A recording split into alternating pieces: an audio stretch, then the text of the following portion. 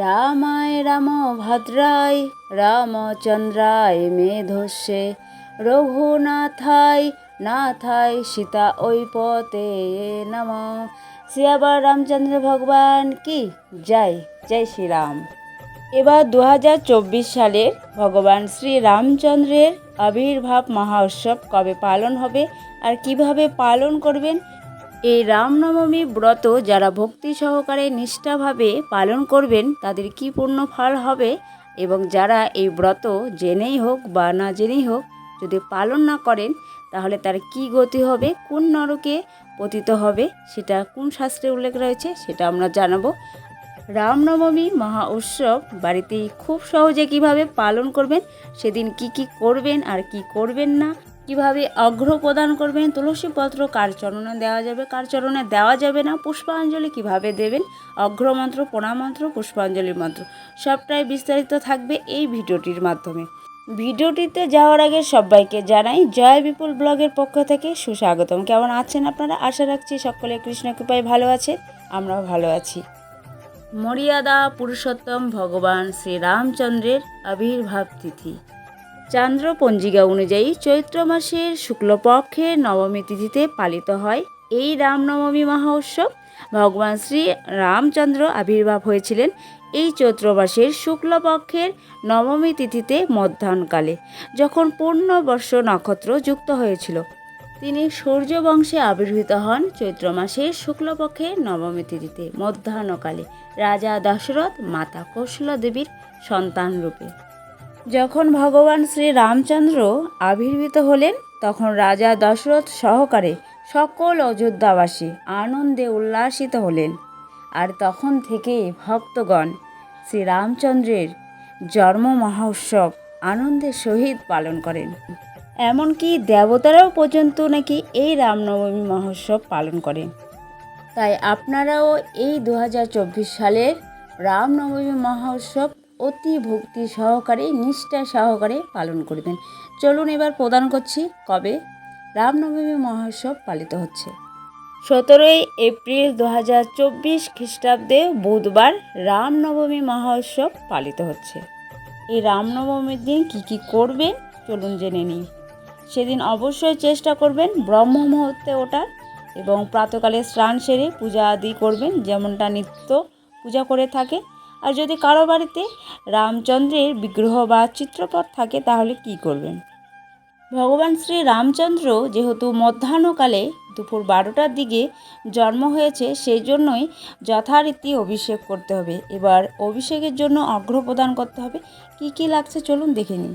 অর্ঘ্য প্রদানের জন্য দুধ, দই, ঘি, মধু, চিনির জল এবং নানা প্রকার ফলের রসও নিতে পারেন। ভগবান শ্রী রামচন্দ্র এবং লক্ষ্মণকে তুলসীপত্র চরণে দিতে পারবেন, এবং মাতা সীতাকে তুলসীপত্র দেবেন না, এবং হনুমানকে, ভক্ত হনুমানকেও তুলসীপত্র দেবেন না, শুধু তাদের চরণে পুষ্প দেবেন। ভগবান শ্রী রামচন্দ্র যেহেতু মধ্যাহ্নকালে দুপুর বেলায় আবির্ভূত হয়েছিলেন, সেই কারণে উপবাস পালন করতে হবে দুপুর 12টা পর্যন্ত। অভিষেক এবং অর্ঘ্য প্রদান করার পর অন্নপ্রসাদ নিবেদন করবেন মধ্যাহ্নকালে। অন্ন ব্যঞ্জন, পিঠা, পুলি ইত্যাদি আপনাদের সামর্থ্য অনুযায়ী। আমাদের গৌড়ীয় সম্প্রদায়ের ভক্তগণ তথা আন্তর্জাতিক কৃষ্ণ ভাবনামৃত সংঘ ইস্কন, আমরা ইস্কনের ভক্তরা দুপুর 12টা পর্যন্ত উপবাস পালন করি। যদি আপনারা চান যে পুরো দিন উপবাস পালন করবেন তাহলে সেটা করতে পারেন, অসুবিধা নেই। আমাদের প্রতিটি ইস্কন মন্দিরে এই রামনবমী মহা উৎসব খুব সুন্দরভাবে পালিত হয়। যদি আপনারা চান সেখানে গিয়ে যুক্ত হতে পারেন এবং ভগবান শ্রী রামচন্দ্রের অনেক অনেক কৃপা পাত্র হতে পারেন। হরি বল। শাস্ত্রে বর্ণিত আছে, যদি কোনো ব্যক্তি ভক্তি ভরে নিষ্ঠা সহকারে রামনবমী ব্রত পালন করে তাকে আর জন্ম মৃত্যু জরা ব্যাধির চক্রে ঘুরতে হয় না। তিনি সোজা ভাগবত ধামে চলে যান সমস্ত ভববন্ধন থেকে মুক্ত হয়ে, আর পুনর্জন্ম হয় না। আর যে ব্যক্তি জেনেই হোক বা না জেনেই হোক এই রামনবমী মহা উৎসব যদি পালন না করে তার গতি হয় নরকে।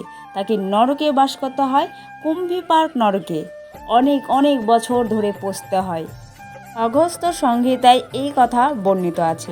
তাহলে কি আপনারা পালন করবেন তো এই রামনবমী মহা উৎসব? অবশ্যই পালন করতে হবে। যদি আপনারা নরকে পৌঁছতে না চান জেনেই হোক বা না জেনেই হোক, যেমন জেনেই হোক বা না জেনেই হোক, যদি আগুনে হাত পড়ে অবশ্যই আমাদেরকে তাপ বা ছ্যাঁকা খেতেই হয়। ঠিক তদ্রূপ কোনো ব্যক্তি জেনেই পাপ করুক বা না জেনেই পাপ করুক, তাকে তার কর্মফল অবশ্যই ভোগ করতে হয়। তাহলে অবশ্যই কিন্তু আপনারা এই রামনবমী মহা উৎসব পালন করবেন এবং সকল পাপ থেকে বিনষ্ট হতে পারবেন। হরি বল, রাধে রাধে। একসময় অত্যাচারিত রাবণ স্বর্গলোক, মর্ত্যলোক, দেবলোক, পুরো পৃথিবীর লোককে বিচলিত করছিলেন।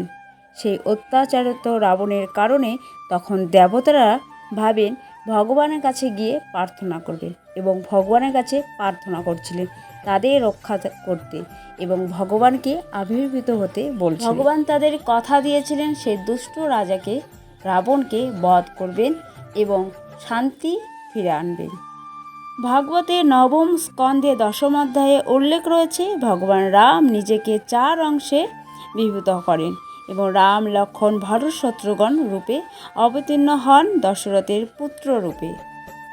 এবং ভগবান শ্রী রামচন্দ্র দেবতাদের আশ্বাস দিয়েছিলেন 11,000 বছর অযোধ্যায় শাসন করবেন এবং জগতের কল্যাণ ও শান্তি প্রতিষ্ঠা করবেন এবং রাবণকে বধ করবেন।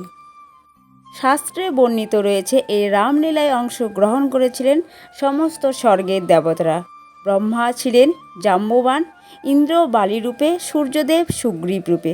প্রত্যেকটি দেবতা এইভাবে নানা রূপ নিয়ে রামলীলায় অংশগ্রহণ করেন ভগবান শ্রী রামচন্দ্রের সহায়তায়।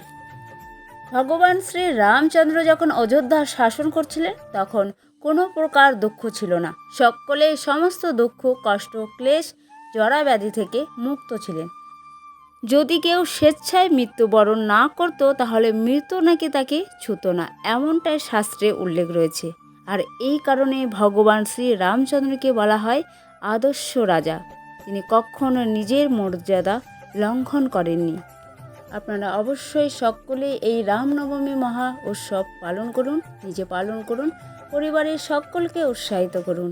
আজকের ভিডিওটি এখানেই শেষ করলাম। সকলেই ভালো থাকুন, সুস্থ থাকুন। ভগবান শ্রী রামচন্দ্র সকলের মঙ্গল করুক। ধন্যবাদ। জয় শ্রীরাম।